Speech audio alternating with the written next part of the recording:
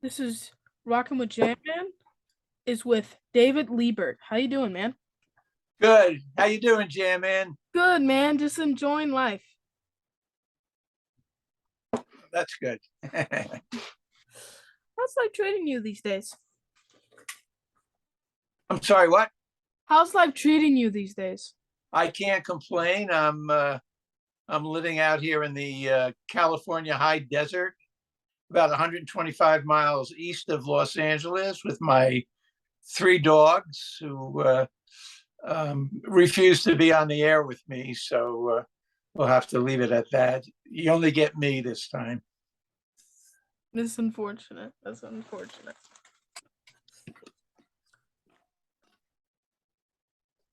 So we have a lot to talk about, man. You've done it all. From 60s pop bands, Alice Cooper's tour manager, drug dealer, and Sunset Trip, then crawled your way back to the top as a music manager. That sounds like me. Yeah. It's probably why I don't have any hair on my head. So all of this is talked about in your new book, Rock and Roll Warrior. Yeah, I decided to. A lot of people have been saying to me for years, David, you should write a book. All these things you've done, all the stories you can tell, but I didn't really take it seriously until my girlfriend says, you know what, they're right. You should write a book. And she's the one that convinced me that I actually had a story to tell that people would be interested in. Of course, you've probably had like 2 books worth of stories to tell, man. Maybe so, but after writing this first book, I'm not so sure I'm ready to write another book anytime soon. It was an overwhelming experience. I didn't realize what it took to go into writing a book. It's a very all-consuming type of endeavor, and I'm glad I wrote it. If I knew what it took to write a book, I'm not sure I would have done it in the first place. So let's But start. Sorry. go ahead. So let's start at the beginning. How did you form the Happenings? Well, I grew up in Paterson, New Jersey, which is a town just maybe 12 or 13 miles west of New York City, Manhattan. And I used to hang out with my high school buddies, and we used to sort of sing in the hallways or sing in the parking lots of restaurants that we would frequent, or we like to listen to these doo-wop bands like I'm not sure you ever heard of them, the Paragons, the Jesters, the Diablos, and they were sort of harmony singing groups. And somehow or other, a few of us found each other, and we used to hang out and sing like that. And that was the genesis of the Happenings, because we were pretty good at it. And we said, you know what? We sing as well, if not better, than most of these singing groups that we hear on the radio. Maybe we should take a more serious look at all of this. And so we did. We started to hone our skills, and I started to hit the streets of Tin Pan Alley, which is a section in New York City and Manhattan that has a lot of buildings in a certain area on Broadway. And these buildings housed a lot of record companies and publishing companies, production companies. And I would walk in, I would walk into these offices in these buildings. If it was a publishing company, I told them I was a songwriter. If it was a record company, I was in a singing group. A production company, I was in a band. And finally, I walked into the offices of a production company called Bright Tunes Production. It was a company owned by another singing group called the Tokens, a rather successful group. And they had a few huge hits, including The Lion Sleeps Tonight and Tonight I Fell in Love. And they became interested in our little group, and they signed us first they signed me and our lead singer, Bobby Miranda, to a publishing company and gave us a little, to their publishing company, I should say. And they gave us a little room to go to work in every day. It had a piano in it, and we started churning out songs for them. And that was the start. And part of the deal was that they were also going to be the producers of the happenings. They were going to produce our first record. You guys kind of sounded like the Four Seasons. We did. At that point in time, singing groups had evolved from these doo-wop bands to groups more like the Four Seasons, the Beach Boys, the Lettermen, and so we were sort of like that. And we listened to a lot of bands like the Four Seasons and the Beach Boys, and I remember the Four Seasons were also from New Jersey, just like we were. And when we started recording, Frankie Valli, the lead singer of the Four Seasons, came down to one of our sessions. He wanted to check us out. He wanted to see what this other upstart New Jersey band was all about. And he was very gracious and supporting, very friendly. We were really honored to have someone of his stature come down to the studio to check us out. It was a great moment. What was it like being on the Smothers Brothers show? At that time, that was sort of the highlight of our career. It was the biggest show in the country, and we had never seen anything like that. We were almost overwhelmed by it all. It was great. We went out to California to do it, and the Smothers Brothers couldn't have been nicer. They were really nice guys, and the whole production staff, everybody was really nice. It was a great experience. And we got it because our agent, who saw an opportunity for us to be on the show, a really good guy, and we had become very good friends. Went over the heads of his superiors at William Morris, and confirmed us on the show before anybody else had a chance to present anyone else that could possibly do the show. So I learned something about that. You need an agent that's going to go that extra mile for you, is willing to stick his neck out and get things done for you. That's how we got the Smothers Brothers show. He just he went behind everybody's back and confirmed the happenings on the show. Pretty cool, huh? Yeah. So after you left the band and you became a tour manager, is that right? I left the band, and I had a few different odd jobs. I had a job as an agent, and then I had a job as a house booker for a club in Long Island. And I worked for a management company for a little while. And then I became road manager for a band called Rare Earth. And then from there, I became the tour manager for Alice Cooper. My goal at that point was to try to learn as much as I could about the music business, so that I knew that I couldn't be a happening forever, but I could manage other bands and do other things. So that was my goal. So I went for a couple of years, went through a couple of different jobs, and then I landed a job as tour manager for Alice Cooper. Of course, that changed everything. And this is when Alice Cooper became huge, right? Yeah, it was just at that moment where they were looking for a tour manager, and he was becoming at that point one of the biggest bands in the world. I walked in at precisely the right moment. They were just starting to really explode into superstardom, and working for the Alice Cooper band at that moment could not have been more fortuitous. Just plain luck, I guess, but that's how it all happens sometimes. Right place, right time. Hey, man, it happens sometimes, and it really does work. Now, no one has ever seen a show like Alice's back then. With all the stuff that he did on stage and acting out and all the songs, are you responsible for coming up with any of that? No, my response, basically the ideas of what to do on stage was Alice and his personal manager, the manager of the band, Shep Gordon.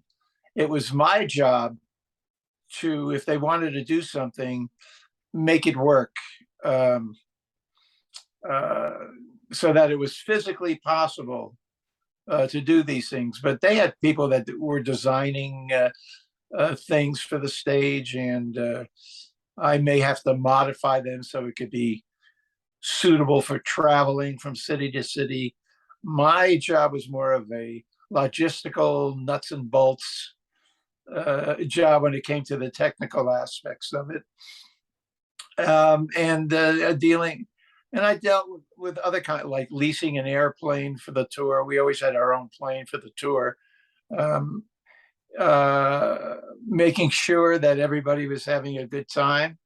That's really important because you want them to love you, so they'll want to keep you around, and and you have to be very efficient at what you do to make life easier for them. Being on the road, even for a big, huge band like Alice Cooper, with all the amenities that come with a big first class tour, it's a grueling undertaking. And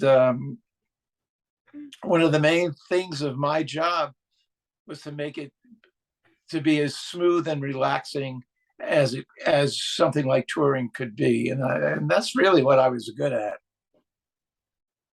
Now, is it old school at with like acts like Rob Zombie and Marilyn Manson doing that stuff on stage? I think Alice Cooper was the first band that ever really deployed those kinds of things. I don't think anybody else carried a production. We carried our own production. We carried our own sound, our own lights, our own staging, our own Now, of course, everybody does it, and we're talking about Rob Zombie. That's like 20 years later, or maybe more. Once people saw that you could carry your own production and make the promoters pay for the cost of it, um, then everybody started to do it so they could have their own customized lighting systems and staging, and everybody does it today if they can afford it. But Alice was absolutely the first one to get into that whole production thing. And I was lucky because, like I say, Alice Cooper being the first band to ever really do that, carry their own production, gave me I guess, an advantage because nobody else had done that before. So I get a lot more credit than I'm really entitled to, but because I was the first, or he was the first. But I'll take it. Why not? You even got Guar killing people on stage these days. I got what? You even got Guar killing people on stage these days. Oh, uh, I don't know what to say about that. Could you tell some wild stories about touring with Alice? Well, it was having your own plane, traveling from city to city, means that you can sort of live inside a little bubble. You don't really have to touch the outside world and reality, because you live within the confines of this little bubble. You go from the hotel into the limos to the airport, and not just not the part of the airport where everybody else goes. You go to the part of the airport where the private planes are, and you get out of the limo, you get on the plane. The plane flies you to the next town. Get off the plane, get back in the limo, it takes you to a hotel. You go from hotel to arena, arena to hotel, and you do the same thing the next day. So the only people that you really come into contact with are the people that you work with, or the people that you have to engage with, like arena people, security people, catering, limo drivers. And that becomes your reality, and it really isn't the reality that everyone else in the world lives in. So because it's your own reality, you can do things that people who aren't on tour you can fly your friends in and out. You can have a party every night at the hotel. You can meet girls. You can. I'm not sure some of the stories are really fit for public consumption, but we had, for instance, there was a daily card game on the plane, always a card game. And the only two seats that were really reserved for anybody on the plane was Alice Cooper and one of the roadies, and one of my friends called Space, Larry Latanzio, because those two were the only two people on a plane with 50 some odd people that were unfailingly in the card game every day. So they got the two reserved seats. I would get into card game every once in a blue moon, but certainly wasn't a permanent player. Wasn't a very good gambler. Usually lost more often than not. Gambling is not my strong point. So you had the daily card games and crazy parties at the hotel afterwards, but then you had to get up the following morning and be at least in some kind of shape to be able to do it all over again. So if you're on a 3-month tour, that's what it was like day after day. Pretty grueling, but also an awful lot of fun. You're with your friends. It's just like one big party with a lot of work thrown in. So you had to be with him when he met Colonel Sanders from Kentucky Fried Chicken in Amsterdam then, right? It happened in 1974? If it was 74, then I was there, that's for sure. But I don't really remember meeting Colonel Sanders. You got to understand, we were meeting so many people that I remember Ringo Starr was backstage at a London show. I didn't even know who the hell he was. It didn't dawn on me that it was Ringo Starr. And that was sort of, we met so many different kinds of people. Everybody wanted to meet Alice Cooper. In Paris, it was Omar Sharif, the famous actor. Alice hung out with a lot of famous people, everyone from, Mick Jagger to Charlie Watts to, I'm trying to think of who else Elton John. He's very good friends with Bernie Taupin, who was Elton's writing partner. So it was, with the kind of job I had, having to accompany Alice practically everywhere we went, you met all different kinds of.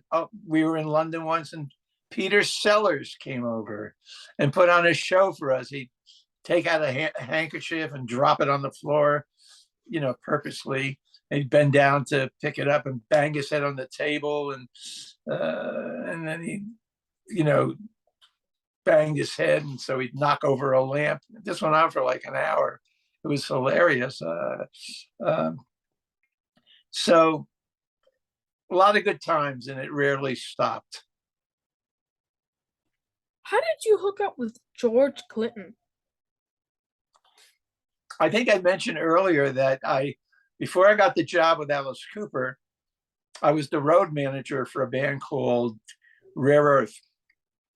And Rare Earth was managed by a guy named Ron Strasner. And they lived in Detroit. Rare Earth lived in Detroit. And Ron Strasner hooked up with a guy named Charlie Basseline. They moved out to Los Angeles, and they started managing George Clinton. Now, when I finally left the employ of Alice Cooper, I was living in LA too, and I figured, well, with all this experience under my belt, being Alice Cooper's tour manager, being in the happenings, working for agencies, and all of this, how hard could it be for me to get a job?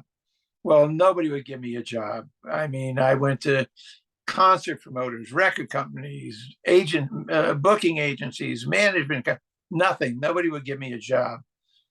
I mean, I couldn't give myself away. Well, that's not exactly true.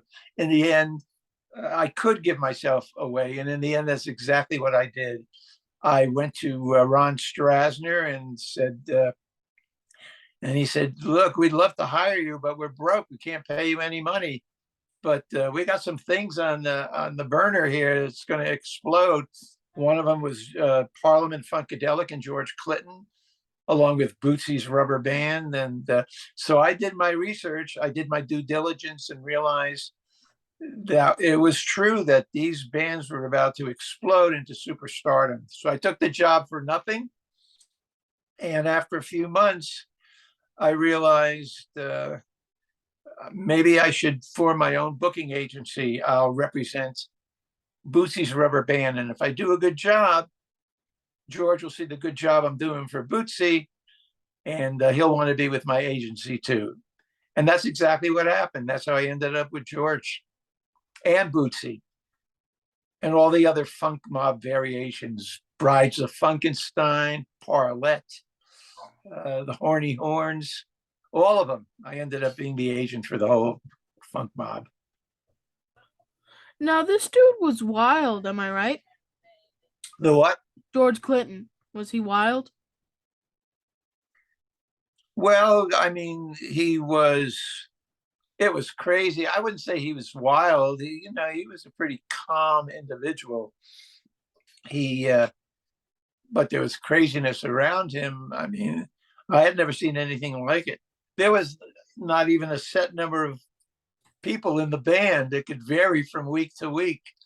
You can meet someone and someone, hey, George, I play guitar and I know all your songs. Yeah, great, kid. Why don't you come with us? Next thing you know, the kid's in the band. And then somebody else may get fired or arrested or whatever. I chronicle a lot of that stuff in my book, Rock and Roll Warrior, which is available at Amazon. And you can even get autographed copies at rockandrollwarrior.com. And I'll autograph a personal thing for each person. George is a very bright guy, but he's also very street smart. So it was that combination of, street smart and his experience in the business. So he thought differently than anyone else I had ever been associated with, and which it was that difference, I guess, that made him, popular. He figured a lot of things out that most people didn't see.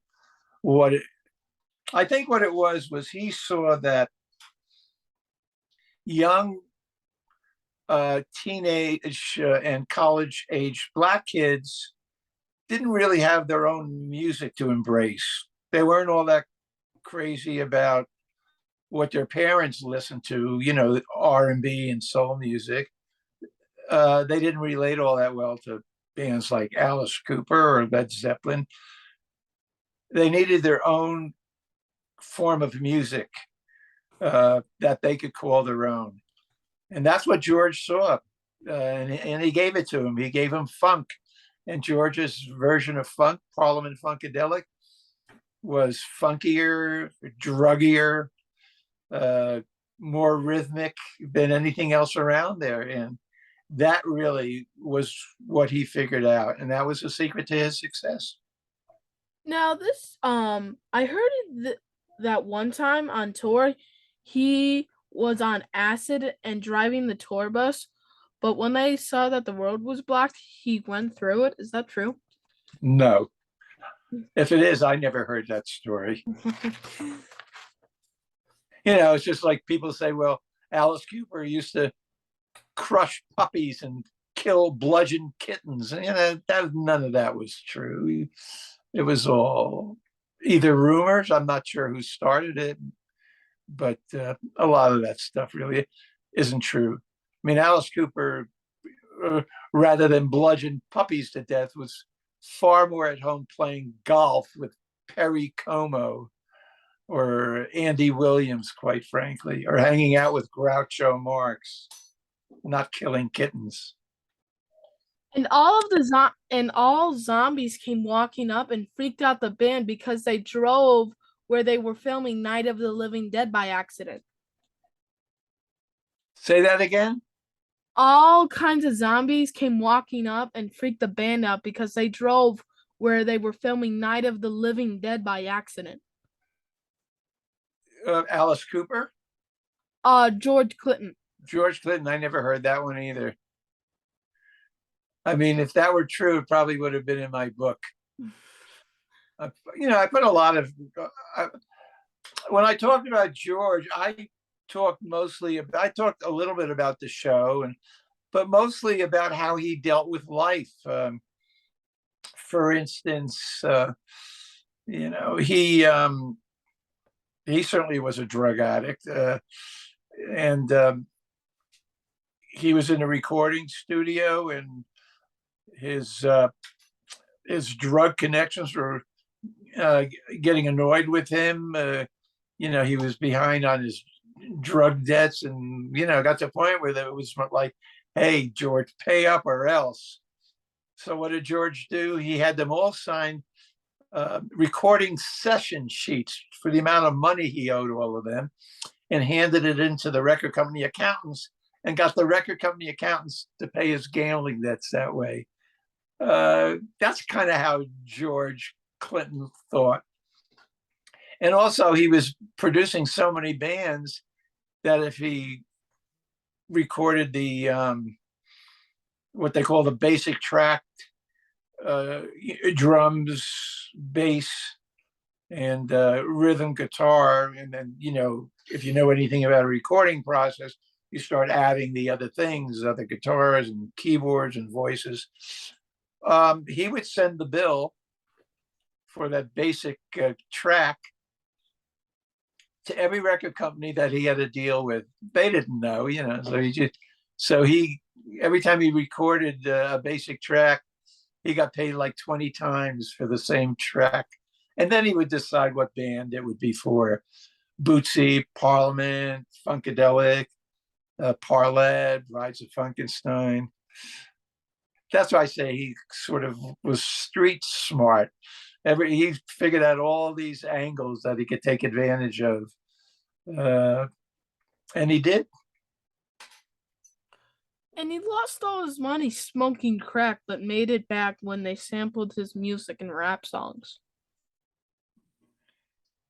I don't know if he lost all his money and made it back. I think it's more of he just has the ability to make a lot of money. So there's always money coming in.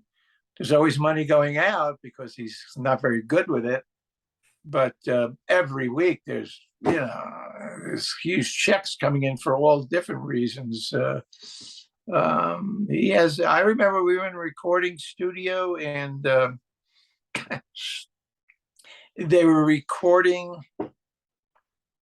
a Muppet song in one of the other studios at this place, and they had George come in for maybe 5 minutes and just go on one of the things that they were recording. It was a version of Flashlight. So not only did they pay him a fortune to use that version of Flashlight where the Muppets were singing it. I forget what they called it. It wasn't, but it was Flashlight. And he came in and went, for a minute. And for that little thing, he got about 50 grand. I mean, this guy had the ability to make money like no one I mean, it was just amazing. But yeah, he was a drug addict, and, being a drug addict, there were people that took advantage of him as well. But I can't say he went broke and made it all back. He just never stopped making money, still hasn't stopped making money. And I'm sure he still hasn't stopped spending money.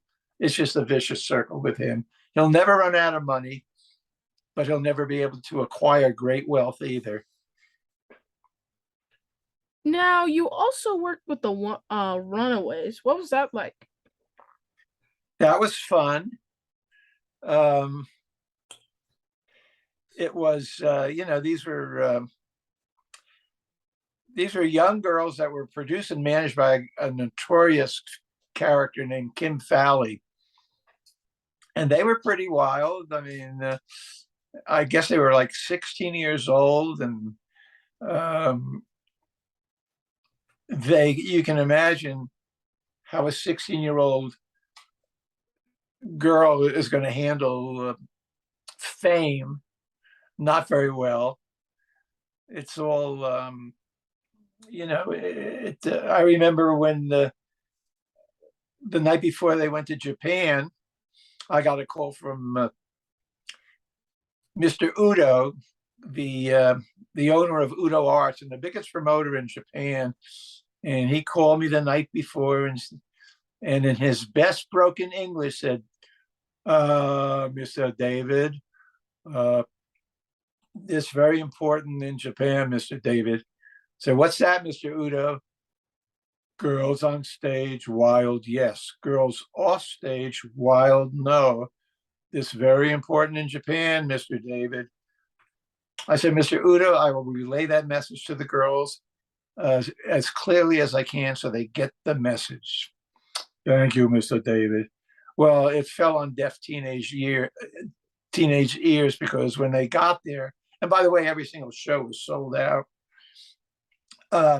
They had left a trail of wrecked hotel rooms, unpaid bills, and a slew of broken-hearted boys and girls. That was my recollection reflecting upon their trip in Japan. They were pretty wild and crazy. Did you know that they were going to be huge? Yeah, I kind of saw the writing on the wall. They never turned out to be as big as, let's say, Joan Jett. Joan Jett is a superstar today. Cherie, who I'm still very friendly with, made movies, Foxes with Jodie Foster. Lita Ford became a star in her own right. She did that duet with Ozzy Osbourne. So individually, they turned out to be bigger than the sum of its parts, the Runaways. They all ended up with careers outside the Runaways. So I realized they had talent, and I realized there was some kind of charismatic animal magnetism that people were really drawn to. So yeah, I knew they were going to do well. You want to know something crazy? What's that?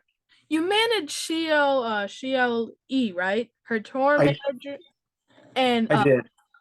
and co-writer was a Connie who married Prince's bodyguard who became his manager. I just had their son Michael on my show right before you.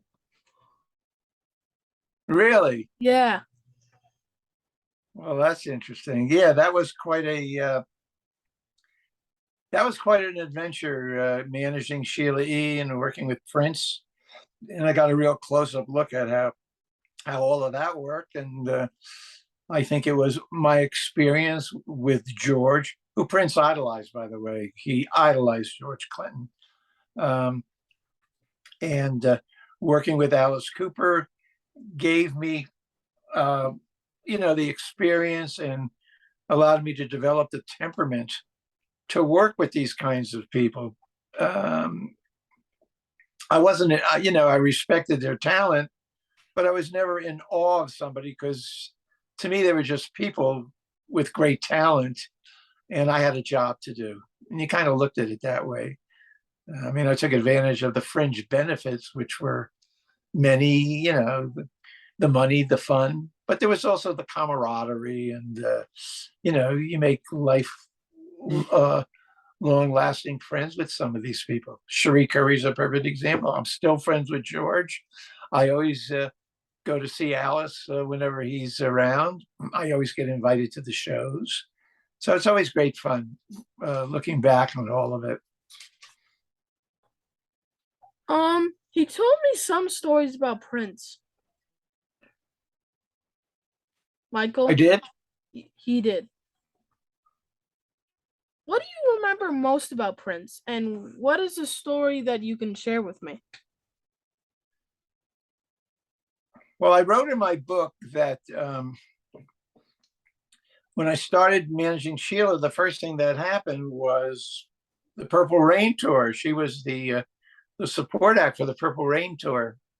And I remember after that first night, which was in Detroit, I believe, um, Sheila called me and she says, Prince would like you to join us in his suite. He would invite a small group of people, some of his band members or girls that were on the road, like Apollonia or Vanity. And he would have the show videotaped, and then he would watch it in his hotel suite afterwards. And he would make comments, I like this, don't like that. And he would sort of fine tune his show from watching the video. So that was what went on in his room every night after the show. And so when Sheila called and said Prince would like you to join us, I said, wow, I felt very honored, and we would watch the videotape, and he would make his comments. And the girls that were in the room, Sheila, Apollonia,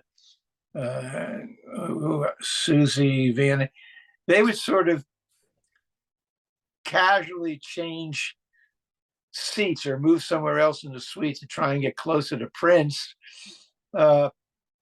hoping they would end up with him for the night. And he was well aware of all of this going on.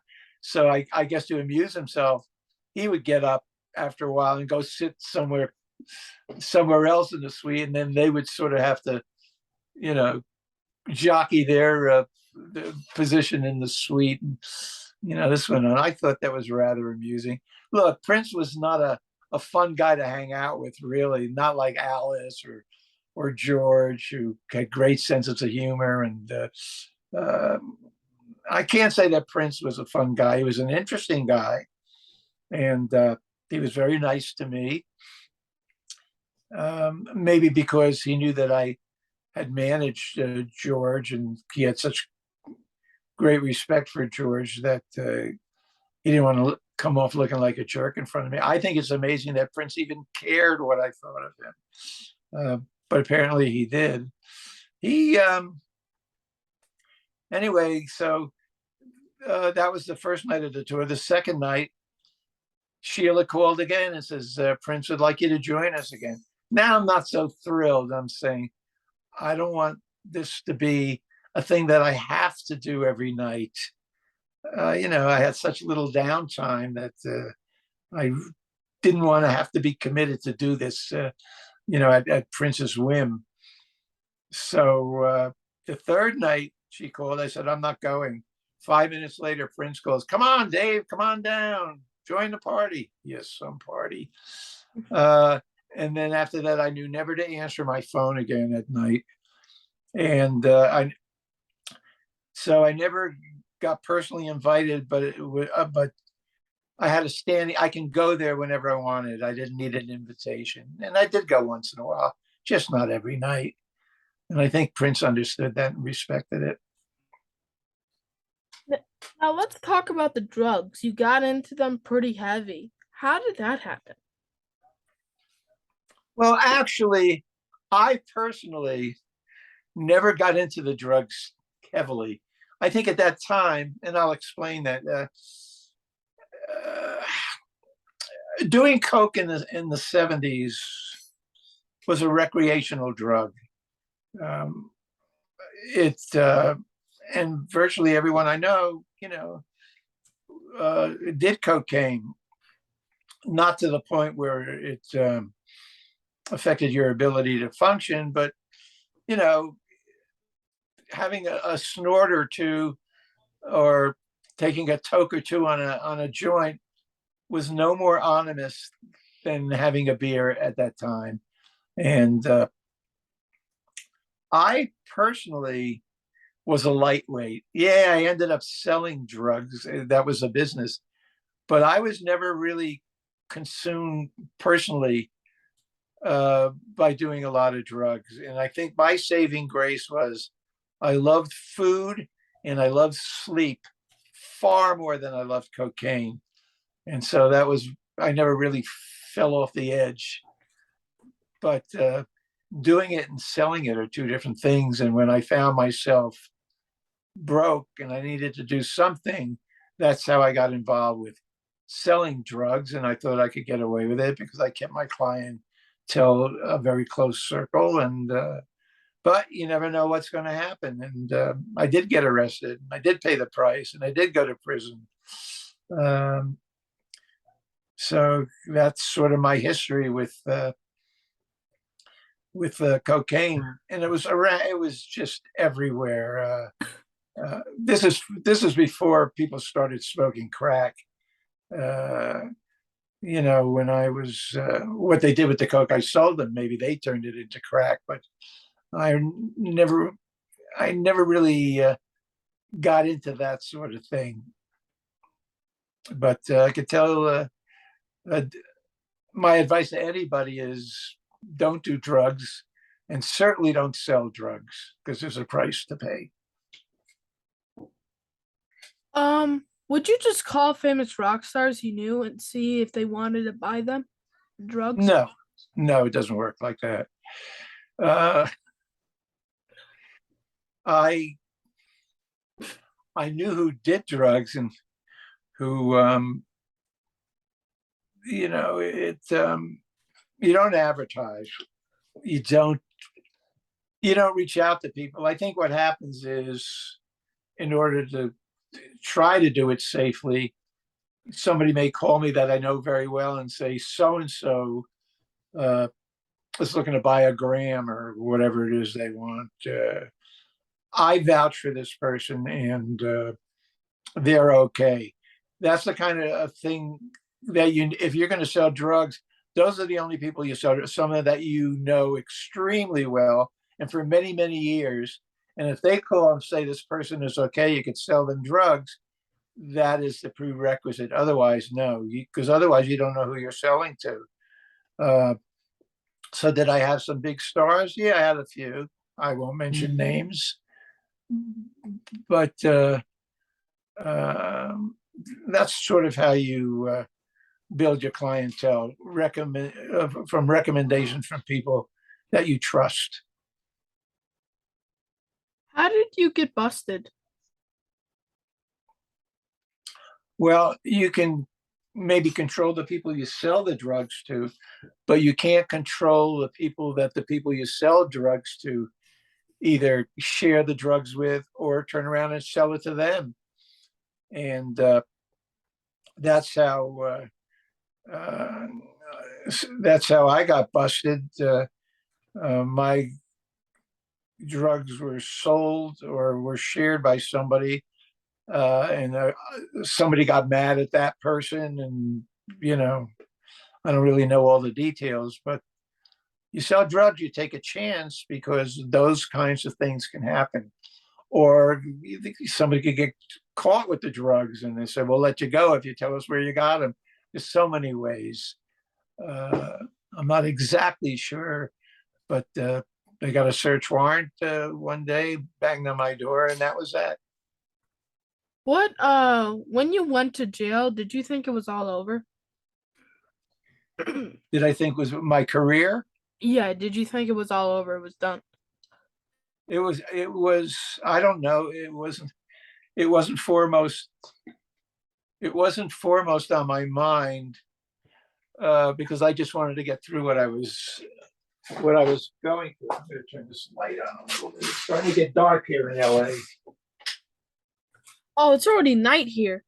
Yeah, I know. You're in Buffalo, aren't you? Yeah. So Uh, I just wanted to get through and get out again. You know, I realized when I get out, I was going to have to do something, and I really didn't know what I knew. I was never going to sell drugs again, and I never have. And so I got a job, put an ad in a magazine called The Recycler as a handyman because I had a lot of blue collar friends, contractors, plumbers, electricians, and I used to help them out sometimes. So I could do the more rudimentary tasks of those particular trades. And that's how I started to earn a living when I got out of prison. And then slowly but surely, I seemed to work my way back into the music business, um, and became very successful. Somehow or other, I landed on my feet. I'm not sure why. Could be the grace of God, just pure luck. But you never know what path you follow is going to lead you to. I'm one of the lucky ones. And I got to write a book about it. And that's why you're talking to me now. How did you start over your life once you got out of jail? Well, like I say, I became a handyman, and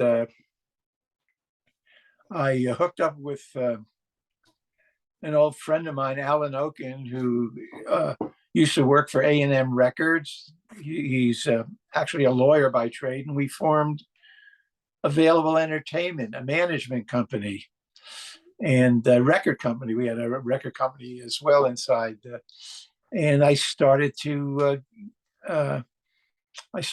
manage a couple of bands.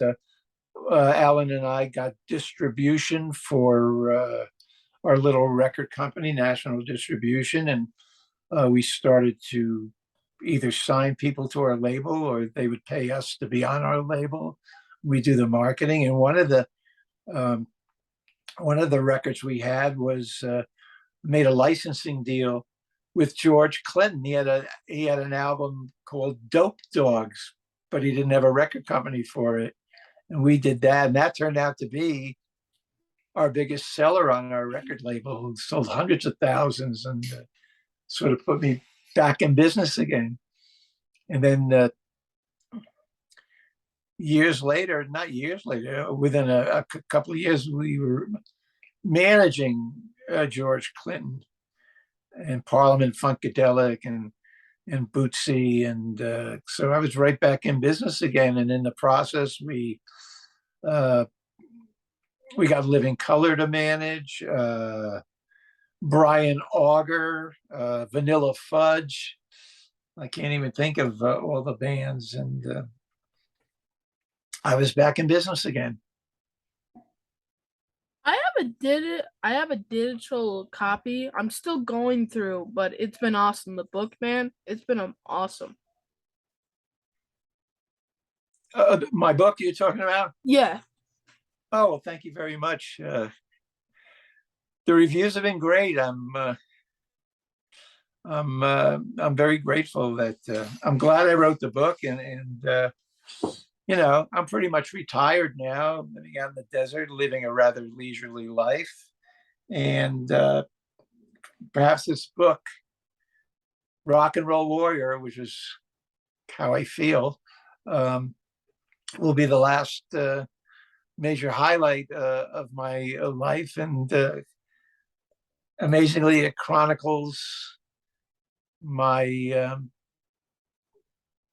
my whole life story from the happenings, through the Alice Cooper days and George Clinton and everything else in between and afterwards. And like I say, I landed on my feet somehow or other, and I'm certainly blessed for that to have happened, considering everything that I've been through. Where can we get the book? Because I only have a digital copy. Where can I get the book? You could get it on Amazon, Okay. and you can get it. Um, you can get an autographed copy by going to rockandrollwarrior.com. and I'll personally sign it. And uh, and it's doing very well. So I'm happy about that. Hey man, that has to be very accomplishing. You publishing a book and only good reviews? That has to be amazing, man. Congratulations. Yeah. Thank you very much. I appreciate it. Who was your favorite band to work with? My favorite band, Yeah. probably the Rolling Stones. I think that uh, they simply do it better than anybody else. They write song, uh, stage presence. They just seem to have it all, and they never really lost touch. And I've seen them perform several times over the years, and I'm always just blown away by the whole thing. What is the worst band that you played with or worked with? Hmm. I did work with some clunkers, that's for sure. Uh, I don't know. I'd rather not say. Okay. What is life like for you on the road as a tour manager?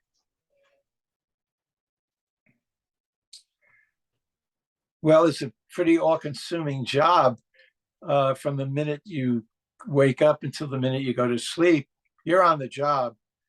And even at that, even after you lay your head down on the pillow, uh, certainly working with Alice Cooper, I would get calls in the middle of the night from people, and usually for the most mundane of reasons. Uh, they felt perfectly comfortable in calling me in the middle of the night because uh, they knew I wanted to have complete control over the road. So they felt comfortable in calling me for the stupidest of reasons sometimes, which is why at the end of every Alice Cooper tour, I would want to quit.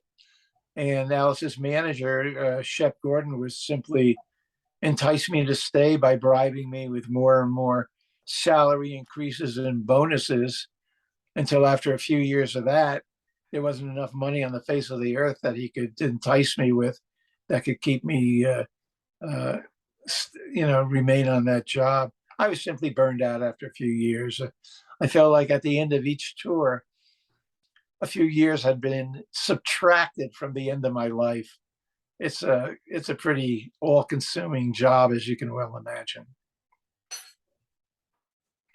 What is your favorite memory from playing a show? I think my book starts off with a prologue. Woodstock 99, George Clinton and Parliament Funkadelic are playing in front of 180,000 people, and Bootsy's about to do a walk on. And he's fiddling with his amp and his rig, hiding behind some prop on stage. And I'm going, "Gee, Bootsy, get out there." The orange light went on, which meant there was only 10 minutes left of uh, Parliament Funkadelic set. And I was afraid Bootsy was going to miss the moment. And just when I'm about just to really lose it, Bootsy turns, looks my way, gives me a wink, nods to his tech guy, and moments later he kicks the stage prop out of the way, and there he is. And the crowd goes nuts. And he looks at the crowd, he looks to his left, he looks to his right, looks back at the crowd, gives him that big, toothy smile of his. And with the sound and lights melding together with the power of a supernova, he funk walks his way to the front of the stage and leans his 6.5-foot frame into the mic and pretending to be completely oblivious to the enormity of this incredible moment, leans into the mic and goes, "What's happening, y'all?" The crowd goes absolutely berserk. And I'm saying to myself, my God, what an entrance. What was I worried about? And that was the highlight, I think, of my uh, career in the music industry. What is your worst memory from playing the show? Probably when I was in the happenings, and we had recorded a very different album, and they didn't want the other happenings were.